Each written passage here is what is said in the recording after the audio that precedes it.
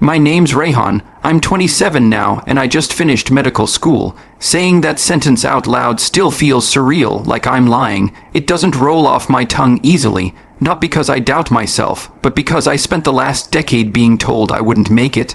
Not by professors or friends, but by my own family. I'm the middle child. My older sister, Illa, is the golden one. Married at 24, 2 kids by 28, and a real estate business she inherited from our uncle. My younger brother, Adam, was the surprise baby that got doted on like a prince, while I quietly drowned in library books and night shifts at the local ER. My parents, my mom especially, never had time for my ambition.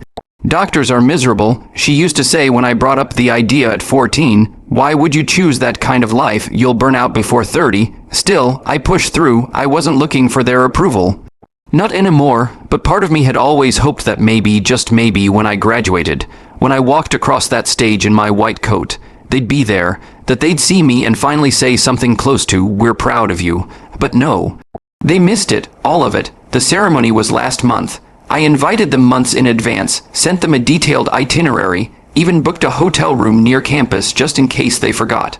But the week before, my mom called me while I was grabbing lunch between rotations. "Rayon," she said, her voice bright and breezy like it always is before she drops something cold. "We won't be able to make it, honey. We're going on a cruise. Your dad and I planned it ages ago." I remember just standing there, half a sandwich in my hand, not even chewing anymore. "A cruise?" I asked, blinking. "You're missing my graduation for a cruise." There was a pause, then a laugh. "Oh, come on, don't be dramatic. It's not like this is a surprise. We didn't really think you'd make it anyway." That sentence hit like a punch to the ribs. I don't even know if she meant it to sound cruel. Maybe that was just how she thought. Like I was always the one teetering on failure, barely holding on. I didn't argue. I didn't yell. I just swallowed it and said, "Then don't bother showing up to the ceremony next month either." She didn't even ask what ceremony, just mumbled something about sunscreen and hung up. The actual graduation was bittersweet. My best friend Javier's parents brought me flowers, hugged me like I was their own son, and took a dozen photos. I smiled in everyone, but there was this ache in my chest that wouldn't go away. This strange hollow feeling that had nothing to do with exhaustion, and everything to do with being invisible to the people who were supposed to love you unconditionally. I didn't expect anything to come from that moment. Honestly, I figured it would be another notch on the long list of times they failed to show up. But then something happened 3 days later. It was a Sunday morning, and I was trying to sleep in for the first time in weeks when my phone buzzed. It was a message from Illa, no caption, just a photo. I opened it blur-eyed and sat up so fast I nearly dropped my phone. It was a picture of a billboard, a massive one. My face was on it, wearing the white coat I'd worn on graduation day. It was a hospital campaign. I'd volunteered with them for years, and apparently they chose me as part of their New Faces of the Future ad series. My name was printed in bold underneath with the words, "Dr. Rayhan Ali, local hero, global hope." My heart stopped for a second. I stared at it in disbelief. Then I read the text Illa sent right after. "You're famous now, huh? Guess mom and dad should have stayed off that boat." I didn't know what to feel. Pride, bitterness, satisfaction. All of it hit at once, but what really shook me was the flood of missed calls that came in over the next few hours. All from my parents. My dad called first, then my mom, then both, over and over again. I didn't answer, not the first time, not the 5th. Later that evening, I listened to one voicemail, just one. It was my mom. Her voice wasn't bright anymore. It was thin, uncertain. "Rayon, we saw the billboard. Your uncle sent a photo too. Why didn't you tell us? Why didn't you? Why didn't you say anything? Call us, please." I didn't call. Instead, I sat on my bed and stared at my framed diploma, remembering every late night I spent studying while Layla hosted another family dinner I wasn't invited to. I remembered the Christmas they left me at home because Adam wanted to go skiing and there wasn't enough room. I remembered every time my mom rolled her eyes when I said I couldn't come to a wedding because of an exam. Every single time I chose responsibility over celebration, and how no one ever noticed. A week passed before I got a knock on my apartment door. It was Adam. He stood there looking awkward, holding a bag of cookies like that somehow made things okay. "Mom sent these." He mumbled, "She thought you might. I don't know. Want to talk." I let him in. We sat in silence for a while. Then he looked at me and said, "She's freaking out, man. Like crying and everything. She didn't know it'd be such a big deal." I almost laughed, didn't know what would be a big deal, that her son became a doctor, or that she skipped the one moment that mattered. He didn't answer. Instead, he pulled out his phone and showed me another photo, one that hadn't been sent to me. It was of my mom standing in front of the billboard, sunglasses on, but clearly crying. She took this yesterday, he said. She stood there for like an hour. I didn't say anything. I didn't know what to say. The wound was still too fresh, the years too long, the silence too heavy, and that's when the invitation came. An envelope in the mail, white, formal, from my med school. An exclusive ceremony for select graduates being honored at the City Gala next month, recognized for their research, community service, and academic excellence. I had been selected. I stared at it for a long time. Then I wrote down the names of the 3 guests I was allowed to invite, but I didn't send it to my parents, and that's when the real pressure began. The first message came from my mom again. This time it was a text, carefully worded, like she'd typed and deleted it a dozen times. We heard about the ceremony next month. Your cousin Tar mentioned it. Is there a way we can attend? We'd love to support you this time. Truly, support me this time, as if all the other times had been what? Practice rounds. I didn't reply. I spent the week pretending to forget the message. In truth, I reread it every night before bed, heart tightening with that familiar cocktail of hope and hurt. The kind of hurt that only comes from family, the kind you can't explain to someone who hasn't lived it. It wasn't just about them missing the graduation, it was about all of it. Years of being second best, of hearing Layla's closing on another property while my residency interview got a half nod, of my mom telling people I was just studying something in medicine. Like it was a hobby and not my entire life. They dismissed me for so long. They genuinely believed they could waltz back into my story now that the ending looked impressive. But the thing is, I wasn't a side character anymore. Not in my life, not in anyone's. A few days later, Illa called, which surprised me more than anything. Illa rarely called anyone unless she needed something notarized or babysitting. She didn't even say hello when I picked up. "You're really not inviting them?" she asked. "Nice to hear from you too." She sighed, like I was being unreasonable for wanting her to treat me like a human being. Mom is going crazy, Rayhan. She's talking about flying in early and waiting outside the event if she has to. She's been calling everyone in the family to ask if they got an invite so she can show up as their +1. I sat back, staring at the ceiling. "So, you're seriously going to let her embarrass herself like that?" Illa snapped. I didn't answer right away, because the truth is, I'd spent most of my life avoiding doing things that would embarrass our mother. I kept my mouth shut at dinners, let her take credit for things she had no hand in, and swallowed years of disappointment to keep the peace. But something had shifted. After that graduation, after that billboard, after hearing her say, "We didn't think you'd actually make it." I was tired of protecting someone who never once protected me, so I told Illa maybe it's time she understands what it feels like. She didn't respond, not really, just mumbled something about family should come first, and hung up.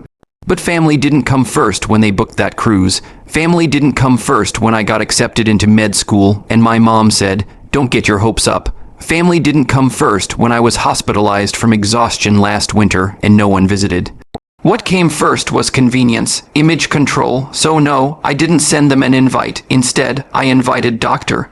Patel, my first attending physician, who taught me how he didn't say anything, just looked at me like he wanted to, like he was trying to understand who I had become, and wondering when the son he had overlooked became the man now standing on the other side of success.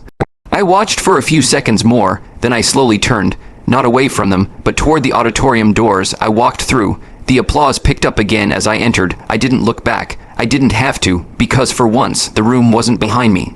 It was before me. I took my place on stage, my name echoing through the speakers. I could feel the lights warming my shoulders, the gentle hush as the next speaker began, and the distant knowledge that somewhere behind those doors, the 2 people who missed the beginning of my journey were now watching the part they were never invited to. But just as I began to sit down, I felt a shift ripple through the audience. A murmur, a rustle of surprise, a subtle turning of heads, and then a commotion at the back entrance. The commotion started as a whisper. Nothing dramatic at first, just the squeak of a door opening when it shouldn't have, followed by a quiet shuffle of footsteps. I didn't turn around immediately. I sat still, spine straight, hands resting in my lap as the host introduced the next honoree. But I could feel the shift in energy, the kind of shift that comes when someone enters a space where they're not expected or wanted. Then I heard the unmistakable click of my mother's heels. I knew that sound. Knew it from childhood afternoons in department stores when she'd pace impatiently near the dressing rooms. Knew it from late nights when she'd come home from dinner parties and walk right past my room without knocking. And now those same footsteps were echoing through this sacred, polished hall like a quiet storm. I turned slowly. There she was. My mother stood at the back of the room, scanning the crowd until her eyes found mine. She looked different under the stage lights, smaller. Not the towering figure I remembered from childhood, but a woman trying to hold herself together under the weight of 1,000 unspoken things. My dad was behind her, one hand resting gently on her back as if to steady her, though he looked equally shaken. They didn't say a word. They just stood there, two figures surrounded by strangers, and yet somehow more exposed than they'd ever been in front of me. And in that moment, everything slowed. My memories, my anger, my ache. They collided with the silence in that room, and I realized something. This wasn't about revenge. This wasn't about making them feel small. This was about me, about choosing who I became, no matter who failed to show up for who I used to be. I gave them a single, almost imperceptible nod. Then I turned back toward the stage, lifted the program in my lap, and exhaled. Because the boy they had overlooked had grown into a man they could no longer ignore. Just looked at me like he wanted to, like he was trying to understand who I had become, and wondering when the son he had overlooked became the man now standing on the other side of success. I watched for a few seconds more, then I slowly turned, not away from them, but toward the auditorium doors. I walked through. The applause picked up again as I entered. I didn't look back. I didn't have to, because for once, the room wasn't behind me.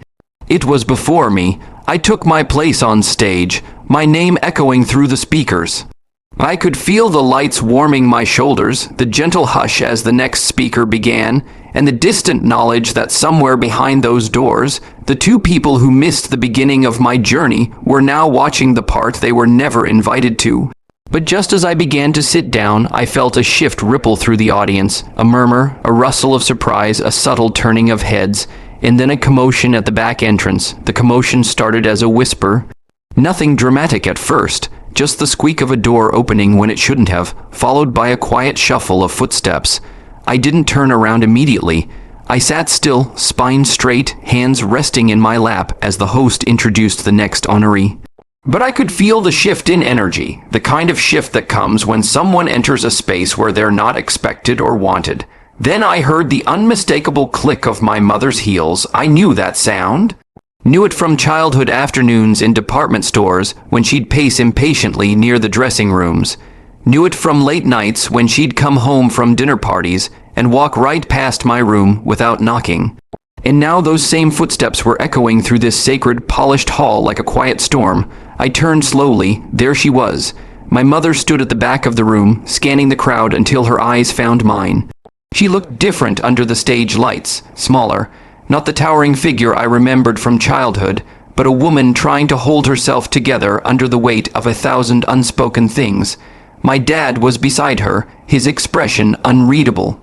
He wasn't pushing forward, wasn't trying to make a scene, but my mom, she was moving. She took one cautious step forward, then another. A few heads turned, a couple people whispered. An usher appeared at her side and said something. I couldn't hear it, but she didn't stop. She just kept walking, slow and deliberate, clutching her purse like a lifeline, and then she did something that froze me. She stopped in the center aisle, halfway between the door and the stage, and sat down. She didn't try to come closer. She didn't wave or call my name. She simply sat down in an empty chair as if to say, I missed your beginning, but I'm here now and I'm not moving. There was a part of me, maybe the younger version of me, that wanted to get up. That wanted to storm out and slam the door behind me, but I didn't. I just watched her for a long moment, the tension in my chest melting into something harder to define, because no matter how much she had hurt me, no matter how many birthdays or milestones she had missed, this moment. It was new and complicated, and somehow quieter than I thought it would be. I turned back to the stage as the host wrapped up the final introduction. Let's give one more round of applause for our honorees, future leaders, healers, and pioneers. The room filled with applause again, louder this time, the kind that resonates in your chest. I stood with the others and took my bow, and when I looked out over the crowd, I saw her still sitting there, clapping. My dad sitting beside her, a little stiff, but present. After the ceremony, guests mingled in the reception area, a beautifully lit garden space strung with fairy lights and soft jazz. People congratulated me, asked for photos, introduced me to colleagues and donors and former patients who recognized my name from the billboard. Javier's mom found me and nearly crushed me in a hug. I told you, she said, "You're shining. I always knew you'd make it." I smiled and hugged her back, heart full in a way I hadn't expected this. These were my people, the ones who had seen me when it was hard to be seen. I was about to grab a glass of champagne when I saw them. My parents stood at the far edge of the garden near the stone fountain. They weren't approaching anyone. They weren't laughing or mingling like they used to at family weddings. They looked out of place, like two guests who hadn't RSVP'd, but came anyway, hoping the host wouldn't turn them away. Part of me wanted to ignore them, let them feel what I had felt, what it was like to be excluded. But another part of me, the part that had spent years waiting for an apology that never came, felt something else entirely, exhaustion, not from anger, but from carrying it. I walked over. They didn't notice me right away. My mom was nervously picking at the strap of her purse. My dad was staring at the koi fish in the fountain, like they might have an answer for what to say. When I reached them, I stopped a few feet away and crossed my arms. "You weren't on the guest list." They both turned. My mom's eyes were red, not fresh crying, but close. My dad looked like he'd aged 5 years since I last saw him in person. "I know," she said softly. We could not come. You didn't come to my graduation." I said. She flinched. "I know. I'll regret it for the rest of my life. And you didn't think I'd make it." Her lip trembled. I was wrong. The words hung there, suspended in the night air. My dad finally spoke. "We didn't know how to raise someone like you. You were always so focused, so determined, and we didn't understand it. So we made it small, made you small, because it made us feel less guilty for not trying harder." He looked away. "We failed you," he added. I didn't say anything for a long time. I just stood there and let the silence work on them the way their silence had worked on me. Then I said, "I'm not doing this for revenge. I'm doing this for me." My mom nodded slowly. "We know." I exhaled. "I'll be moving soon." I said, "I got a fellowship in another state." They both looked surprised, then proud, then disappointed, all at once. Will we still hear from you?" my mom asked, hesitant. I paused. "I don't know yet." And it was the most honest thing I could say, because forgiveness isn't a light switch. It's a long walk, and sometimes you stop walking, not because you're cruel, but because you finally realize you've been walking alone. They nodded. They didn't beg. They didn't press. They just stood there and let the silence be what it was. I left them by the fountain and walked back into the light. That night, as I lay in bed with my suit jacket draped over a chair and the award plaque resting on my desk, I thought about everything they'd said and everything they hadn't, and for the first time, I didn't feel invisible. I didn't feel like I needed their approval or apology to justify the road I'd taken. I had made it, not in spite of them, but without them.